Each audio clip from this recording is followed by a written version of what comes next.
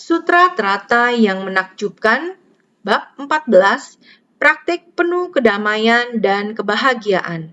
Sun Fa-Xiang Sutra Teratai episode 1448, Bodhisatwa yang gagah berani mampu menjalankan hal yang sulit. Para bodhisatwa, demi para makhluk, mampu menjalankan semua yang sulit dijalankan. Mereka menahankan penderitaan dalam menjalankan semuanya.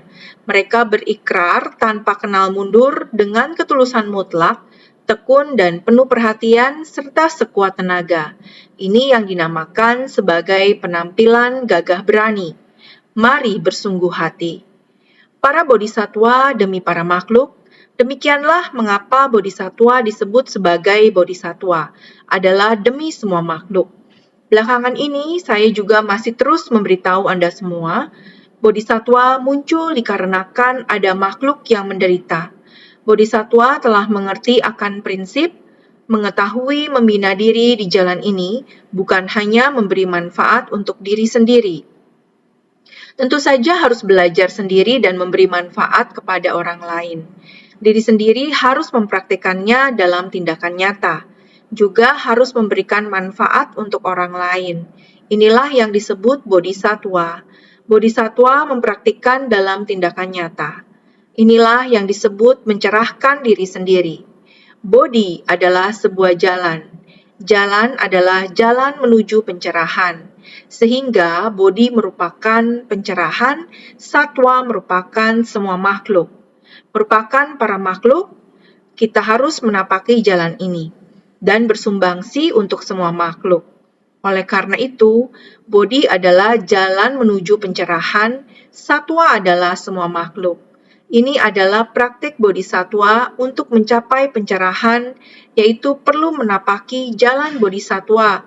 Merupakan jalan ini kita sering membicarakannya sebagai jalan pencerahan yang besar dan lurus. Yang merupakan jalan yang lurus ini, kita tersadarkan memahami bahwa perlu menempuh jalan ini. Kita sangat rela dan bersukacita demi jalan menuju pencerahan ini. Kita rela menjalaninya. Ke arah manakah kita berjalan? Kita berjalan dengan bersumbangsi kepada para makhluk yang menderita. Jadi, jalan ini mampu menjalankan semua yang sulit dijalankan. Mengetahui bahwa para makhluk dipenuhi oleh banyak kerisauan. Para makhluk memiliki kegelapan batin, keserakahan, kebencian, kebodohan, kesombongan, dan keraguan. Kekotoran batin dalam pikiran para makhluk membuat mereka menjadi sangat rumit. Demikian terus-menerus menciptakan karma dan terus-menerus mencemari lingkungan. Bodhisatwa harus bagaimana untuk menjernihkannya? Harus dimulai dari batin manusia. Juga dimulai dari pencemaran lingkungan ini. Ini disebabkan oleh karma kolektif para makhluk. Harus bagaimana untuk menjernihkannya? Mari kita renungkan. Saat ini perubahan iklim yang sedang dibicarakan adalah karena keseluruhan lingkungan di dunia telah menjadi tidak normal. Ini karena sudah tercemar selama beberapa hari ini kita membicarakan masalah-masalah ini. Dari yang tidak berwujud harus selalu berpadu dengan yang berwujud. Yang berwujud adalah apa yang dialami di dunia manusia. Bagaimana yang tidak berwujud adalah seperti ini. Langit ini pada dasarnya tidak ada apa-apa. Tiba-tiba hujan lebat, angin kencang, atau terik matahari. Tidak ada angin atau hujan, sepenuhnya matahari yang panas terik. Tidak ada angin yang berhembus atau hujan untuk membasahi bumi. Memikirkan ini, apabila kita menghadapi cuaca yang seperti ini, bagaimana kita bisa bertahan hidup? Di padang pasir tanpa angin maupun hujan, sinar matahari yang memanasi pasir, bagaimana orang bisa bertahan hidup dalam kondisi ini? Matahari yang demikian panas membara, sama seperti merebus matahari dalam air, dan tanah pun menjadi sangat panas, seperti sedang menyangrai pasir di kuali. Ini yang disebut sebagai merebus matahari dan menyangrai pasir. Yang ada hanyalah matahari, di atas padang pasir tanpa angin dan hujan. Coba pikirkan, bagaimana orang bisa bertahan hidup? Apakah di muka bumi ini ada tempat yang seperti ini? Ada, sejak dulu kala sudah ada. Ada tempat seperti ini di muka bumi, namun sulit digapai oleh manusia. Tetapi dengan cuaca seperti sekarang, kondisi ini semakin menghampiri umat manusia. Belum lama sebelumnya bisa kita lihat matahari yang sangat terik di Paris dan suhu meningkat sangat tinggi. Semua orang sudah tidak tahan dan merusak hidran air. Awalnya itu adalah pipa untuk pemadam kebakaran. Mereka merusak hidran dari pemadam kebakaran, sehingga air pada menyembur keluar begitu saja. Kemudian mereka bersenang ria dengan mendinginkan diri di sana. Ketika stok air habis, maka tidak bisa menyembur lagi. Kesenangan yang demikian sifatnya hanya sementara. Jika semua hidran yang ada menjadi kosong airnya dan terjadi kebakaran, apa yang bisa digunakan untuk menanggulangi kebakaran? Kebodohan batin semacam ini untuk mendapatkan kesenangan hanya sekejap saja. Kepanasan sesaat karena musim saja, orang sudah tidak sanggup menahan. Apalagi musim panas yang berkepanjangan. Lantas mereka harus bagaimana menjalaninya? Inilah kekeringan akibat matahari. Maka tidak akan bisa menanam pangan dan biji-bijian. Dan bagaimana bisa orang untuk bertahan hidup? Masih ada angin yang terlalu kencang. Lihatlah di tahun 2016 yang terjadi di Funing. Sebuah angin topan melanda beberapa gedung bangunan yang sudah roboh. Sangat menakutkan. Di area itu, Desa Kongtang, kita datang ke sana untuk membangun desa kembali. Desa Kongtang ini, seluruh penduduk desa adalah keturunan dari Konfusius, Kongzi. Semuanya bermarga Kong. Di sana ada generasi Konfusius ke-70 yang tinggal di sana. Kita dapat menyaksikan hal yang terjadi di sana terhadap apa yang dialami orang-orang di sana. Ini semua karena angin topan. Lalu dari manakah angin ini datang? Dan pergi kemanakah angin ini? Datang tak diundang, pergi tak diantar. Ini semua terjadi dengan sangat cepat. Bagaimana ini semua dapat terjadi?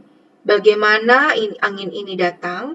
Ini semua disebut dengan karma kolektif para makhluk. Ini adalah karma angin. Angin topan ini datang dari mana? Di manakah angin topan menghilang? Semuanya tidak ada. Yang ada hanyalah hembusan angin. Di tempat lain semuanya aman. Lalu kenapa angin topan mengarah ke sana? Angin topan berputar-putar. Angin topan berputar 3 sampai 5 kali, lalu mengarah ke sana. Angin topan menyapu semuanya, sangat menakutkan. Seketika itu juga, dari mulai sampai berakhir hanya membutuhkan beberapa menit, dan semuanya berubah seperti ini. Maka ini adalah karma angin. Oleh karena itu, jika kita melihat kembali ke masa lalu, perjalanan yang kami lalui selama setahun ini, bantuan bencana darurat yang diberikan, dan juga terus-menerus merancang bantuan jangka panjang. Saya juga melihat foto yang dibawa pulang. Desa ini selain rumah yang akan mereka tempati, dilanjutkan dengan membangun sekolah dan taman kanak-kanak, serta membantu membangun aula Konfusius, karena kita harus senantiasa menghormati Konfusius. Walaupun Konfusius lahir di Santong, namun zaman telah berubah. Keturunannya, anak dan cucunya tinggal di sini, dan menjalani kehidupan yang sangat sulit. Ketika menghadapi angin tornado ini, menyebabkan sebab dan kondisi ini terjalin kembali.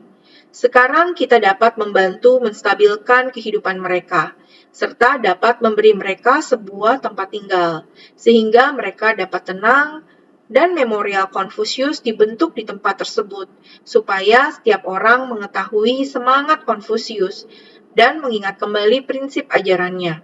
Oleh karena itu, Desa Kongtang, penduduk desa ini juga mengungkapkan bahwa ketika menjalani kehidupan di tempat tersebut, mereka merasa tidak ada harapan dalam hidup. Sekarang, mereka bangga sebagai keluarga Konfusius. Mereka sebagai keturunan Konfusius merasa sangat terhormat. Mereka mulai membangkitkan kekuatan tekad, mulai bersemangat kembali. Inilah sejarah. ada naik dan turun. Mulai sekarang, desa mereka telah selesai. Pendidikan dibangkitkan kembali dan semangat Konfusius kembali ke tempat ini. Ini adalah bodhisatwa.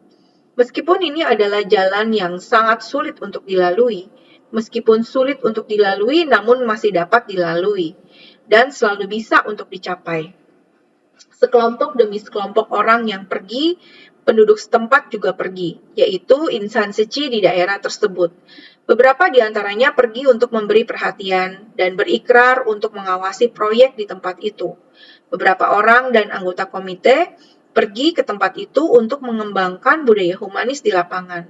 Bahkan menasehati mereka untuk berhenti merokok, menasehati mereka untuk berhenti minum alkohol, menasihati mereka untuk ikut serta dalam proyek tersebut untuk membangun rumah mereka sendiri, sehingga mereka dapat memberikan bantuan lewat pemberian upah.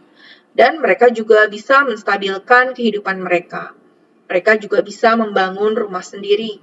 Di tempat ini, insan suci menasehati tentang gaya hidup mereka, jadi jangan merokok, jangan minum minuman beralkohol, berubah menjadi sebuah kebiasaan yang baik. Ini membutuhkan waktu 1 tahun penuh. Melihat kekuatan kelembutan dari insan suci, sungguh menggemaskan. Melihat cuplikan itu, penduduk setempat bersepeda untuk pergi bekerja. Melihat di mulut mereka teruntai sebatang rokok, insan suci memberhentikannya dengan penuh lemah lembut. Dengan lengan bodhisatwa mengeluarkan rokok dari mulutnya, lalu berkata, "Merokok tidak baik untuk kesehatan. Kamu harus menjaga tubuhmu, oke?"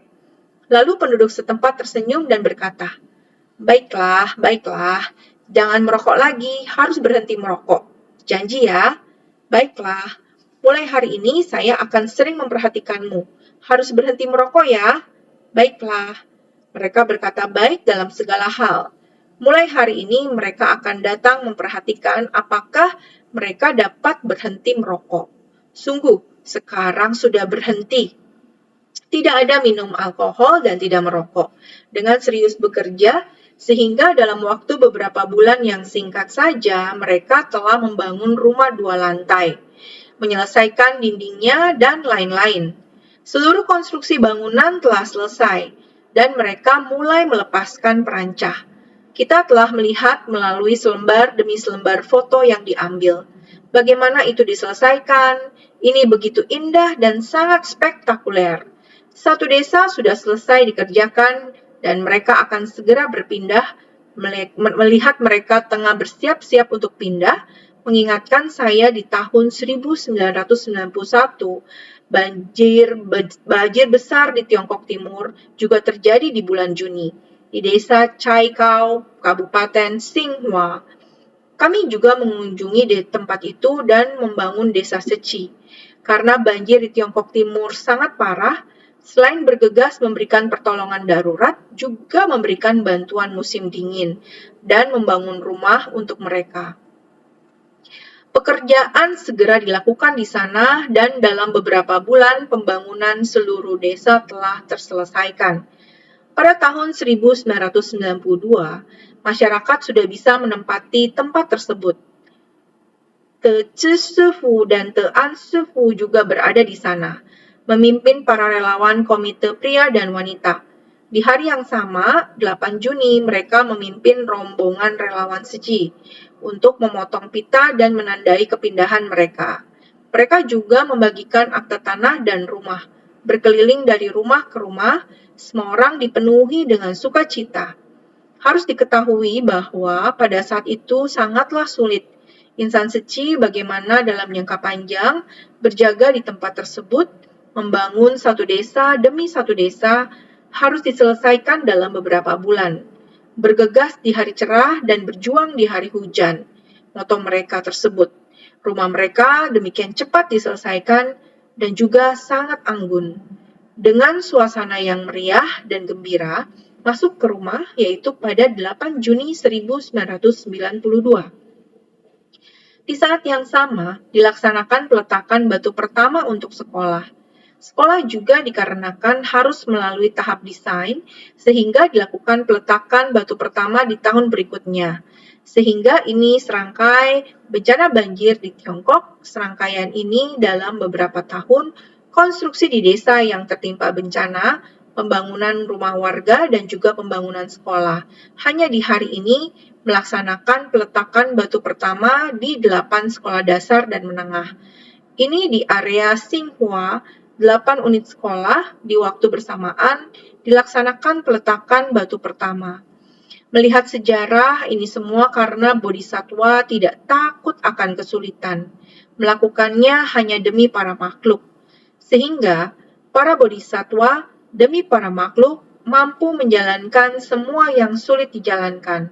Mereka menahankan penderitaan dalam menjalankan semuanya.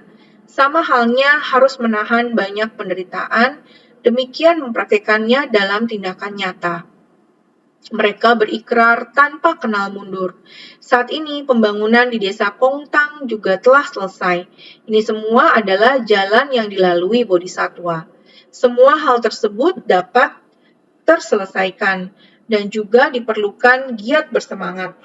Terus maju ke depan, maka mereka berikrar tanpa kenal mundur. Melihat pada saat itu,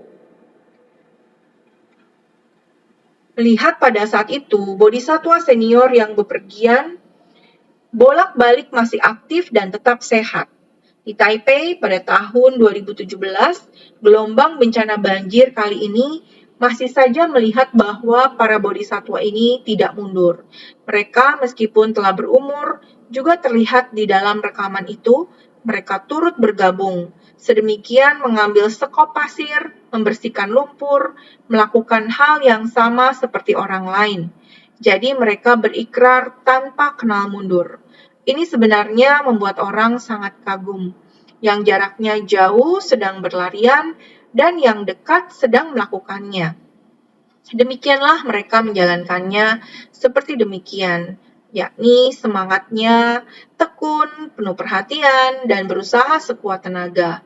Maksudnya adalah wujud gagah berani dan kuat, yaitu tampilan yang sangat gagah berani masih tetap ada. Semangat bodhisatwa semacam ini adalah demi para makhluk untuk waktu yang panjang dan lama. Sangat berharap para bodhisatwa senior selamanya selalu demikian, terus sangat sehat. Dan juga berharap para bodhisatwa muda tiada henti-hentinya bisa menyambung kekuatannya mengambil tongkat estafet. Karena dunia luas sehingga bodhisatwa harus ada di mana-mana. Saat ini dunia jahat penuh kekeruhan. Iklim ini iklim tidak normal. Lebih membutuhkan lagi bodhisatwa dunia. Jadi harus selamanya harus terus dilanjutkan. Jadi para Buddha melalui batin terbebaskan, batin yang murni disebut tiada noda. Tercerahkan merujuk pada kebijaksanaan yang mampu menyadari keberadaan sifat dharma. Artinya, kebijaksanaan dari orang yang telah menghapus kebocoran sampai tuntas. Para makhluk memang dapat menciptakan banyak karma buruk, dikarenakan hati yang keruh. Kita sekarang harus mensucikan hati manusia, hati orang awam, hati melafalkan Buddha. Buddha adalah batin para makhluk. Para makhluk kembali pada batin Buddha. Batin Buddha dan batin para makhluk adalah setara, asalkan kita tersucikan. Itu adalah Buddha. Semua makhluk tidak lain adalah semua sifat Buddha. Semua orang memiliki sifat Buddha. Jadi, melalui batin terbebaskan, kita hendak terbebaskan berarti harus melalui batin. Melalui batin kita untuk terbebaskan. Dengan mensucikan batin kita, dengan sendirinya kita akan mencapai kebuddhaan. Ini perlu melalui jalan bodhisatwa. Jika batin tersucikan, kita akan menapaki jalan bodhisatwa dan masuk ke dalam kerumunan orang banyak. Jadi, batin yang murni disebut tiada noda. Batin yang murni dengan sendirinya batin tiada noda. Jalan kebenaran ini tidak peduli seberapa kotor lingkungannya, betapa banyaknya perubahan iklim, begitu berubah akan terjadi bencana. Kekotoran bumi, asalkan kita punya niat, maka dapat segera membersihkannya. Ini adalah jalan kebenaran dari dalam hati kita. Dalam menghadapi lingkungan luar, kita dapat seperti ini. Dari jalan batin yang murni berjalan menuju keluar, dapat menghapus lingkungan bumi yang kotor itu. Ini diperlukan kesungguhan hati kita untuk menghayati. Tidak lain adalah hati. Batin yang murni disebut tiada noda. Jadi, tercerahkan mengacu pada kita memiliki kebijaksanaan yang mampu menyadari keberadaan sifat dharma. Kita, setiap orang pada dasarnya memiliki sifat hakiki tatata. Inilah sifat dharma dalam diri kita. Kita sadar akan fakta tersebut bahwa kita semua memiliki sifat kebijaksanaan yang dasar ini adalah kebijaksanaan yang telah menghapus kebocoran sampai tuntas. Menghapus kebocoran berarti bebas dari kerisauan. Kita harus ingat, kerisauan disebut kebocoran hanya ketika kita melenyapkan semua kerisauan kita. Sifat dharma kita akan muncul. Ini disebut kebijaksanaan. Bodhisattva harus menerapkan kebijaksanaan tersebut. Barulah mereka dapat benar-benar masuk ke kerumunan orang-orang. Inilah yang harus kita pelajari. Jadi, naskah sutra sebelumnya mengatakan seperti ini. Pada ketika itu, Bagawan karena ingin mengemukakan kembali maksudnya berkata dalam bentuk syair. Prosa telah selesai dibabarkan. Karena pentingnya hal tersebut, maka mengulang kembali. Oleh itu, pada ketika itu, Bagawan karena ingin mengemukakan kembali maksudnya berkata dalam bentuk syair. Dengan mempraktikkan kesabaran selalu, merasa sedih dan iba pada semuanya, barulah seseorang mampu membabarkan sutra yang dipuji oleh para Buddha ini. Sutra Teratai Bab 14 Praktik Penuh Kedamaian dan Kebahagiaan. Naskah selanjutnya mengatakan, pada era kemunduran Dharma nanti, orang yang menegakkan sutra ini terhadap para perumah tangga, para monastik, dan orang-orang yang bukan bodhisattva, hendaknya membangkitkan kewelas asihan. Orang-orang ini tidak mendengar dan tidak meyakini sutra ini. Sungguh merupakan sebuah kehilangan besar. Sutra Teratai Bab 14, Praktik Penuh Kedamaian dan Kebahagiaan. Para praktisi di masa depan, orang yang berikrar mampu dan mau menegakkan sutra ini. Kalau kita melihat orang yang meninggalkan kehidupan duniawi, ataupun seorang praktisi yang masih belum meninggalkan kehidupan duniawi, jika mereka masih belum mendengarkan sutra ini, atau tidak terpikir ingin mendengarkan, atau tidak terpikir ingin meyakini, orang seperti ini kita harus membangkitkan rasa iba.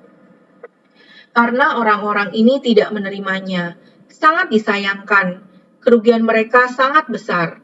Oleh karena itu, seandainya kita ada menegakkan sutra teratai, jika kita ada membangkitkan tekad kendaraan besar terhadap orang-orang ini yang tidak terpikir ingin mendengar, orang yang tidak terpikir ingin memahami, orang yang tidak mau percaya, kita harus membangkitkan hati iba terhadap mereka. Kita harus memikirkan cara mendekati mereka. Kalau tidak, mereka sangat disayangkan. Sekali datang ke dunia ini, di tengah ajaran Buddha, tidak menerima prinsip kebenaran dari kendaraan besar. Ini adalah kerugian besar. Oleh karena itu, kita harus membangkitkan tekad seperti demikian. Pada saat aku mencapai jalan kebudaan, aku akan menggunakan segala metode terampil untuk membabarkan dharma ini, agar mereka berdiam di dalamnya. Sutra Teratai Bab 14, Praktik Penuh Kedamaian dan Kebahagiaan. Kita harus membangkitkan tekad begini agar orang-orang ini, orang-orang yang tidak mau mendengar dan tidak mau meyakini, kita harus menggunakan segala metode terampil untuk membimbingnya, agar mereka bisa menerima dharma ini dan berdiam di dalam dharma. Selanjutnya dikatakan, umpamanya seorang raja pemutar roda yang perkasa melihat pasukannya berjasa dalam peperangan, lalu menghadiahkan benda-benda seperti gajah, kuda, kereta, perlengkapan untuk memperagung tubuh, serta ladang, rumah, desa, dan kota. Sutra Teratai bab 14, praktik penuh kedamaian dan kebahagiaan. Ibaratnya seperti seorang raja pemutar roda yang perkasa yang memimpin para prajuritnya ke medan perang untuk berperang. Semua orang berjasa. Karena berjasa, maka harus diberi penghargaan. Penghargaan berupa berbagai macam benda, seperti ada kereta, ada kuda, ada gajah, dan perlengkapan untuk memperagung tubuhnya. Ini menunjukkan dia telah naik jabatan. Dia juga memberikan mereka ladang dan juga kota, tergantung pada seberapa besar jasanya. Maka akan diberikan imbalan yang setimpal kepada mereka. Ini sama seperti kita, para praktisi. Seberapa banyak pelatihan diri kita, maka juga akan memperoleh pemahaman yang setimpal. Ini adalah prinsip kebenaran yang sama. Selanjutnya, bagian naskah sutra tersebut mengatakan kepada kita atau memberikan pakaian, berbagai barang berharga, pembantu atau harta benda, dengan sukacita memberikan kepada mereka. Sekiranya ada seorang yang gagah berani dan mampu melakukan hal-hal yang sulit, raja akan melepaskan mutiara pada Usnisa dan memberikan kepada orang itu. Sutra Teratai bab 14, praktik penuh kedamaian dan kebahagiaan. Seperti yang telah kita bahas sebelumnya, dibutuhkan para bodhisatwa yang dapat membangkitkan tekad untuk masuk di tengah orang banyak, baru dapat benar-benar mampu melakukan hal-hal yang sulit. Maka dari itu, kita seharusnya lebih bersungguh hati. Bagian naskah sutra ini mengatakan atau memberikan pakaian, berbagai barang berharga, pembantu atau harta benda, dengan sukacita memberikan pada mereka. Karena sang raja bersukacita telah mendapatkan kemenangan, sehingga sangat bersukacita. Semua orang berhak mendapatkannya. Mendapatkan hadiah-hadiah baik besar maupun kecil. Ini sama seperti kendaraan besar, menengah, dan kecil. Dharma yang kita terima adalah sama. Kita akan bersukacita dan telah memperolehnya. Gagah berani ini adalah mampu melakukan hal-hal yang sulit, yaitu dengan tekun membina diri dan gagah berani. Baru dapat maju ke medan perang dan memperoleh kemenangan. Sekiranya ada seorang yang gagah berani dan mampu melakukan hal-hal yang sulit, sekiranya terdapat seorang yang menonjol dan gagah berani, dapat melampaui 3 kelompok alam, makanya disebut gagah berani. Sungguh dalam pembinaan diri kita juga diperlukan tubuh dan batin yang sehat, terutama kesehatan batin sangatlah penting. Pandangan dan pemikiran haruslah benar. Dengan demikian, di saat mendekati Buddha Dharma, tidak ada keraguan terhadap Buddha Dharma, dan dapat meyakini secara mendalam. Jika dapat yakin secara mendalam, dan tiada keraguan terhadap Buddha Dharma, kita dapat menjaga sebersih niat kita ini. Perlu pelatihan jangka panjang, pelatihan tanpa henti, pelatihan tanpa sisa, pelatihan dengan penghormatan. Kamu memiliki waktu yang panjang. Ada pelatihan tanpa sisa dan tanpa henti. Tetapi tidak boleh melupakan akan penghormatan. Penghormatan terhadap Dharma, menghormati semua anggota Sangha, menghormati semua makhluk. Setiap orang memiliki sifat hakiki kebudaan. Jika kita memiliki batin penuh rasa hormat dan menghargai, tentu saja kekuatan tekun bersemangat kita barulah bisa sempurna. Jadi, di dalam 4 jenis pelatihan diri, yang paling terakhir adalah menghormati. Ini sangatlah penting. Jadi, mampu melakukan hal-hal yang sulit, artinya mampu melakukan hal-hal yang sulit menuju kendaraan besar, dengan tekun bersemangat dan sekuat tenaga menuju kebenaran, serta menjalankan praktik sesuai prinsip kebenaran, makanya dikatakan mampu melakukan hal-hal yang sulit. Jika memiliki niat pikiran ini akan dapat melakukan hal-hal yang sulit, hal-hal yang jauh lebih sulit sekalipun tidak ada masalah. Maka artinya mampu melakukan hal-hal yang sulit menuju kendaraan besar.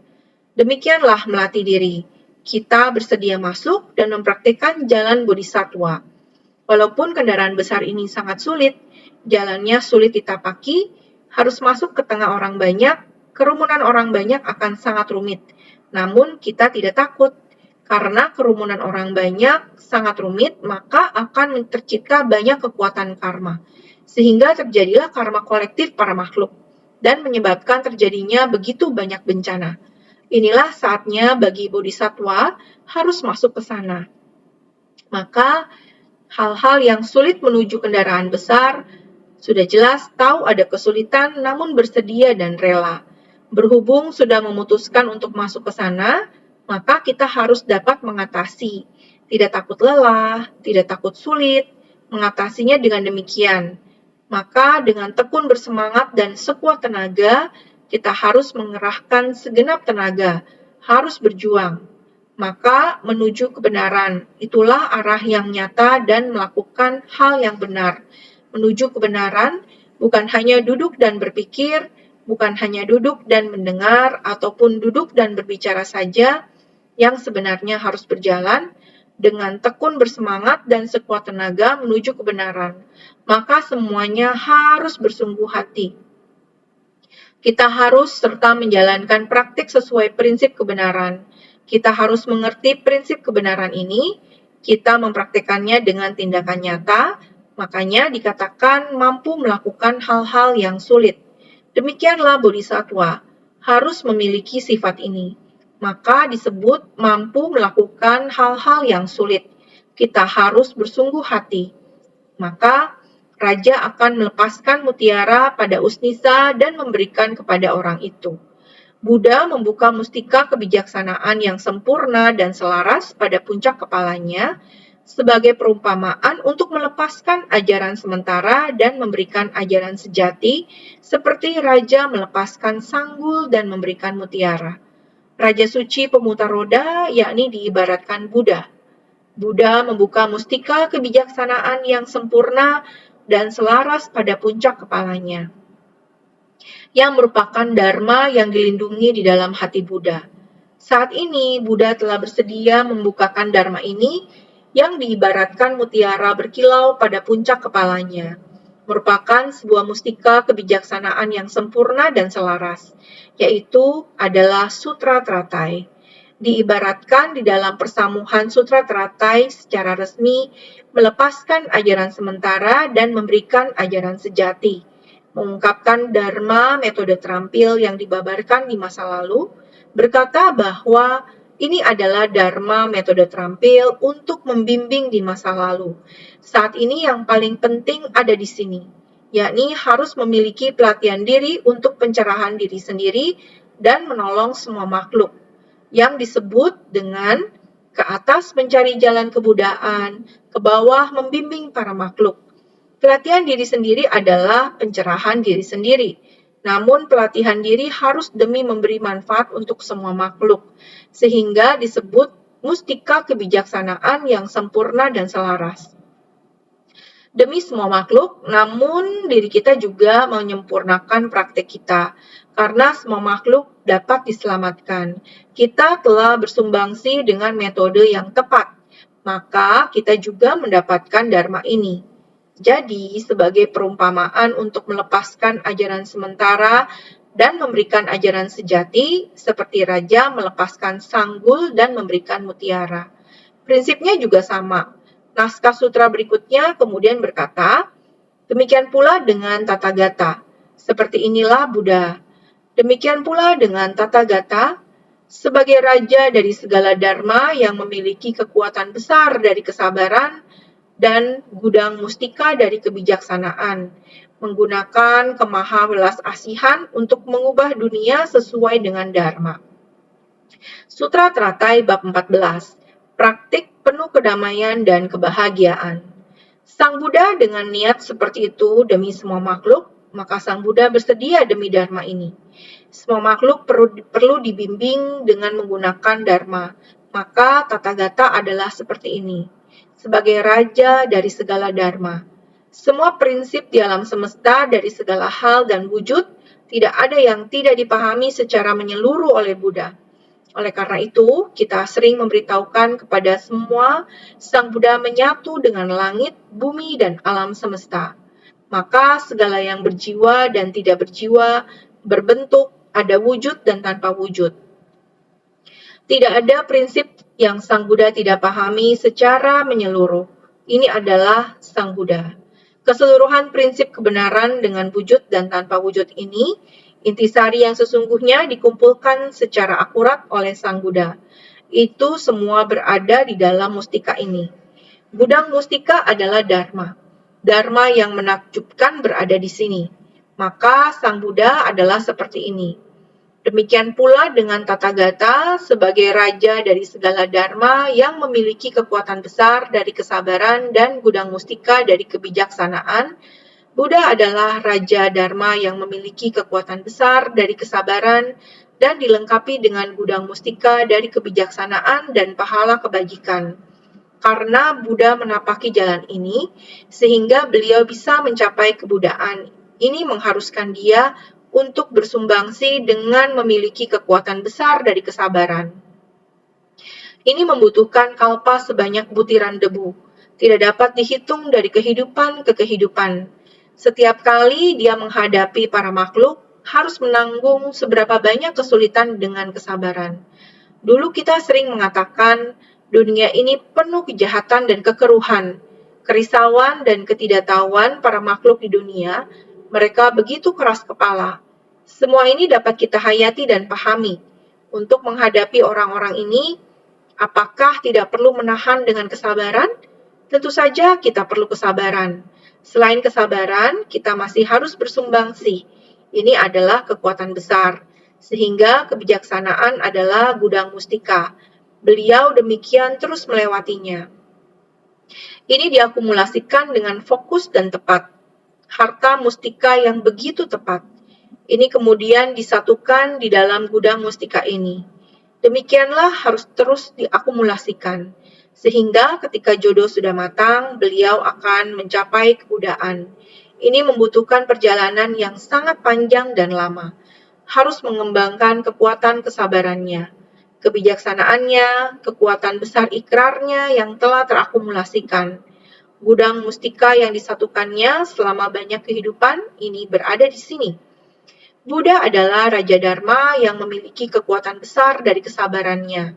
Dalam hatinya, Dharma adalah Dharma yang akurat berada di dalam batinnya. Namun tidak membiarkan dirinya kekurangan kekuatan besar dari kesabaran. Oleh karena itu, kita selain memohon kebijaksanaan, kita harus tetap teguh pada kekuatan besar dari kesabaran kita.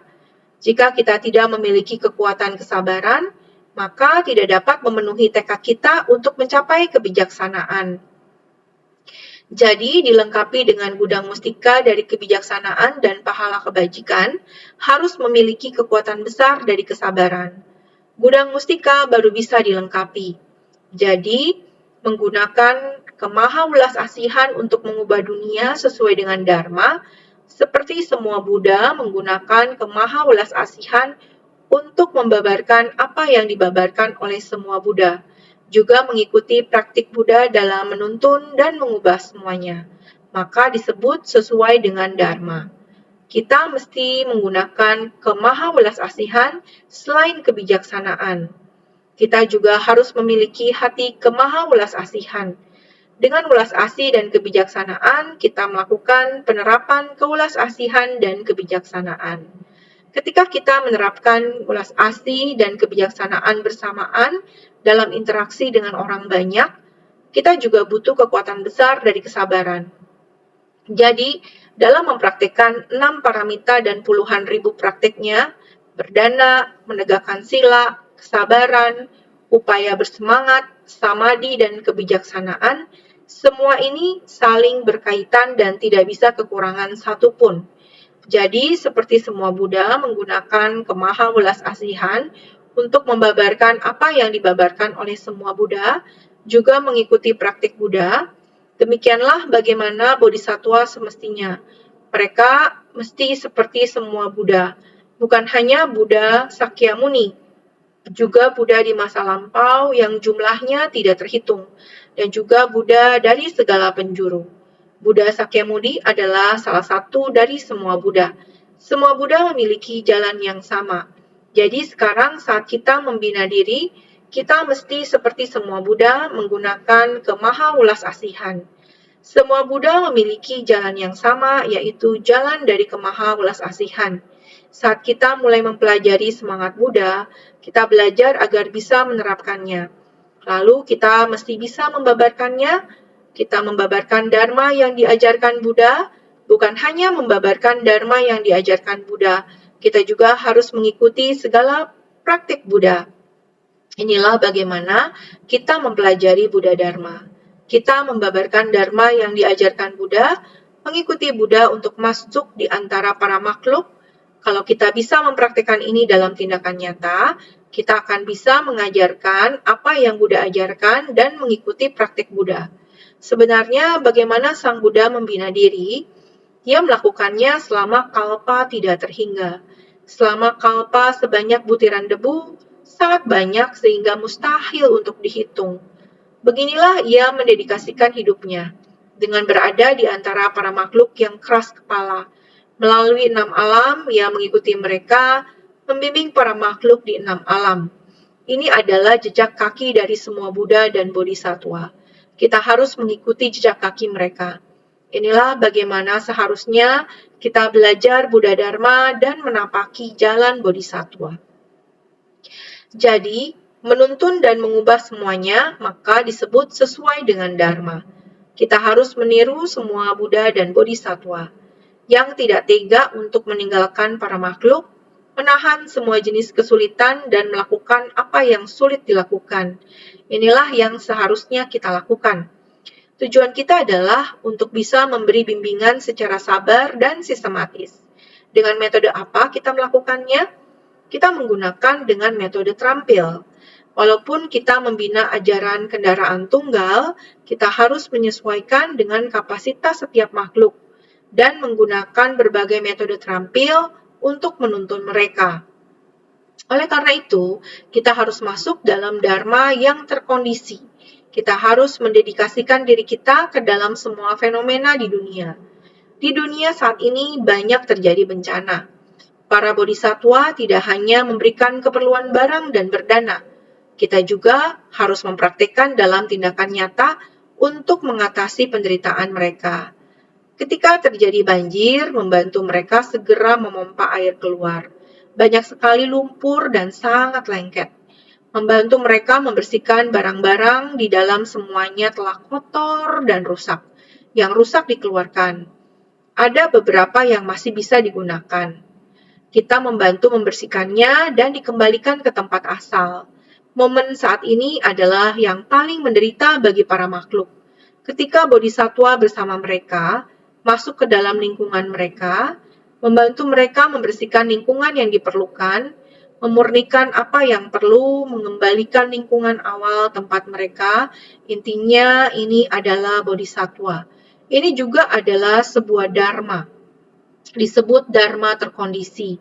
Segala yang berhubungan dengan Dharma terkondisi disebut metode terampil.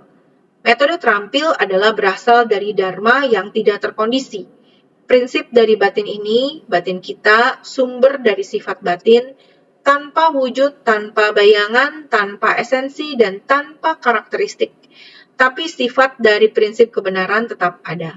Sifat dari prinsip kebenaran kita ini harus bagaimana membuat prinsip kebenaran dari Dharma Buddha digunakan dalam kehidupan kita sehari-hari untuk masuk ke tengah orang banyak.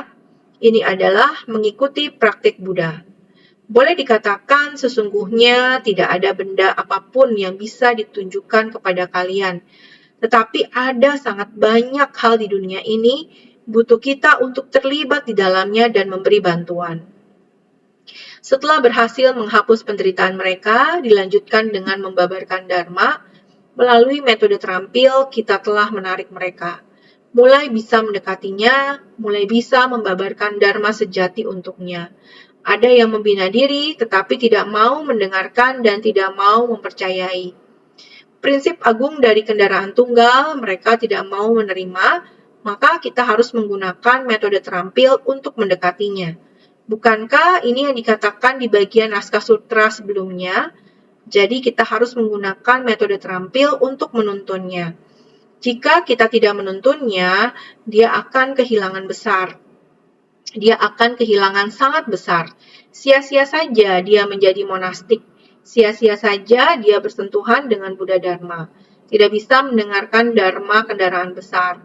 Sungguh sangat disayangkan. Kita harus menggunakan berbagai metode untuk menuntun mereka. Ini dinamakan menuntun dan mengubah. Menuntun mereka, membimbing, dan menyelamatkan mereka. Jadi, menuntun dan mengubah semuanya, makanya disebut sesuai dengan Dharma. Seperti ini dinamakan mengubah dunia sesuai dengan Dharma. Ini adalah membina diri sesuai dengan Dharma. Tadi kita telah melihat mengubah dunia sesuai dengan Dharma. Inilah yang harus kita perjuangkan. Sesuai dengan Dharma, sejalan dengan prinsip kebenaran. Hendaknya meyakini, menuruti, dan mempraktekkan sesuai Dharma. Orang yang membabarkan Dharma hendaknya membabarkan sesuai Dharma. Jadi, sesuai dengan Dharma berarti bahwa kita sejalan dengan prinsip kebenaran. Kita tidak hanya selaras dengan pikiran Buddha, tetapi juga harus selaras dengan prinsip Buddha. Jadi, hendaknya meyakini, menuruti, dan mempraktikkan sesuai Dharma. Orang yang membabarkan Dharma hendaknya membabarkan sesuai Dharma. Kita harus mempunyai keyakinan dan mengikuti ajaran Buddha Dharma sangat halus dan menakjubkan. Ada di mana-mana. Prinsip-prinsip Buddha Dharma sangat halus, kekuatannya sangat luar biasa. Dia meluas sepanjang waktu dan ruang. Dan ia dapat membantu orang dengan kekuatan luar biasanya. Demikianlah prinsip-prinsip Buddha Dharma. Kita harus bersungguh hati menyelaraskan dengan prinsip-prinsip tersebut. Untuk memahami semua prinsip kebenaran ini, betapa halus dan menakjubkan, hendaknya kita menguatkan keyakinan kita, percaya dan mengikuti prinsip-prinsip itu, agar tidak lagi memunculkan wujud, kemelekatan, dan pandangan terhadap diri sendiri. Saat wujud, kemelekatan, dan pandangan terhadap diri sendiri muncul seperti ini, entah itu dalam bentuk kesombongan, keangkuhan, atau kesombongan yang rendah, begitu kesombongan itu muncul, karakter kita akan berubah. Kita tidak boleh membiarkan itu terjadi. Jarang sekali kita bisa dekat dengan 3 mustika, Buddha, Dharma, dan Sangha. Kita harus menghargainya. Jika kita sudah sebagai monastik, maka diri kita tentunya sudah menjadi bagian dari 3 mustika. Kita harus menghormati diri kita sendiri, menghormati diri sendiri, dan juga menghormati sesama praktisi. Sebagai sesama praktisi, kita harus menghormati lingkungan kita. Lingkungan yang membutuhkan kita bekerja sama dan harmonis, kita bisa memberi teladan melalui diri sendiri, membimbing masyarakat, dan memimpin mereka dengan harmonis, mengabdikan diri kita dalam lautan Dharma. Inilah aku berlindung pada Dharma. Kita mampu menyelami Sutra Pitaka, mendapatkan kebijaksanaan sedalam lautan. Inilah Sangha, harus membimbing setiap orang untuk menerima Dharma. Dengan demikian, barulah kita bisa menghayati batin Buddha. Tiada bersentuhan dengan prinsip kebenaran. Bagaimana bisa tahu seperti apa batin Buddha? Titik akhir hati Buddha adalah hati para makhluk. Setiap orang memilikinya. Tathagata Garbha yaitu berada pada kegelapan batin para makhluk. Dalam ketidaktahuan mengandung Tathagata Garbha, bila kita tidak demikian, bagaimana kita bisa memahami prinsip kebenaran dari Buddha? Sehingga kita harus sejalan dengan prinsip kebenaran. Kita harus tahu, Tathagata Garbha berada pada ketidaktahuan para makhluk. Kita harus bersungguh hati, baru bisa membuka selapis demi selapis kegelapan batin. Sifat hakiki kebudaan terpampang di depan, kita mesti melewati ini. Jalan pelatihan, 6 paramita dan segala praktiknya, jalan bodhisattva ini dinamakan sesuai dengan Dharma. Sesuai dengan Dharma menyelaraskan dengan prinsip kebenaran, sesuai dengan praktik Buddha, kita mengikutinya, pergi melakukannya. Dharma terkondisi dan Dharma tidak terkondisi, kita harus menghayati dan memahaminya. Sehingga mempraktikkan sesuai Dharma, sehingga orang-orang yang membabarkan Dharma hendaknya membabarkan sesuai Dharma. Orang yang membabarkan Dharma juga sama perilaku dan kekuatan batinnya. juga harus diletakkan pada pembabaran Dharma.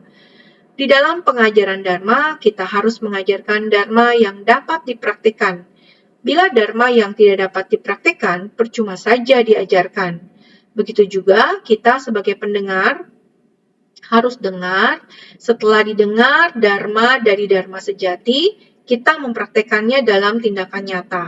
Perbanyaklah melakukan sesuatu dengan sungguh-sungguh, memperhatikan dan melakukan dengan sungguh-sungguh, barulah kita bisa memahami panorama batin, sehingga setiap saat bila ingin memahami tata gata garba panorama batin, harus dari dalam tumpukan kerisauan kita dan mencari keluar sifat hakiki kebudaan, sehingga kita harus menyelaraskan prinsip kebenaran sesuai dengan Dharma, harus senantiasa lebih bersungguh hati.